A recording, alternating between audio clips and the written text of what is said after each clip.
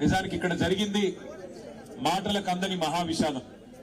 ఒక పసిపాప ప్రాణాలు, 2 నెలల పసిగుడ్డు ప్రాణాలు పోయిన తర్వాత మాటలు రాక గుండె బరువెక్కిన పరిస్థితి వాళ్ళ రాష్ట్రంలో ప్రతి ఒక్కరికి ఉన్నది. ఇందులో రాజకీయాలు మాట్లాడాల్సిన సందర్భం ఎంత మాత్రం కాదు. కానీ కుటుంబానికి న్యాయం జరిగే విధంగా కొట్టడాల్సిన బాధ్యత మాత్రం అటు మీడియా మీద, ఇటు మరి ప్రజలుగా సమాజంలో ఉన్న మనందరి మీద కూడా ఉన్నది. జరిగింది ఏంది అసలు? ఏమడిగింది ఆ పసిగుడ్డు? కొమ్మెరలో మల్లన్న జాతర జరిగితే ఆ మల్లన్న జాతరలో దర్శనం అడిగింది, దేవుడికి దండం పెట్టుకునే అవకాశం అడిగింది ఆ తల్లి చంద్రకళ. అడిగితే దేవుడి దర్శనం అడిగిన పాపానికి, దేవుడికి సేవ చేసుకునే, దేవుడిని దర్శించుకునే అవకాశం ఏమని అడిగితే ఇవాళ జరిగిన దాడి మానవత్వానికి మచ్చ.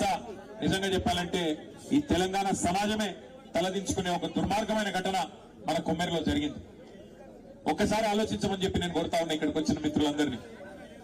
మనం నిజంగా ఏ టైంలో ఉన్నాము, ఏ శతాబ్దంలో ఉన్నాము, జరుగుతున్న ఈ పరిస్థితి ఏంది ఒకసారి ఆలోచన చేయాలి.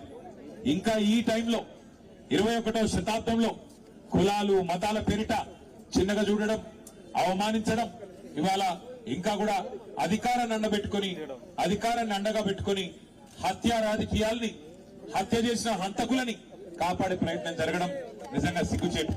ఇందులో నేను ఈ ఒక్కరినో ఆ ఒక్కరినో నిందిస్తలేను.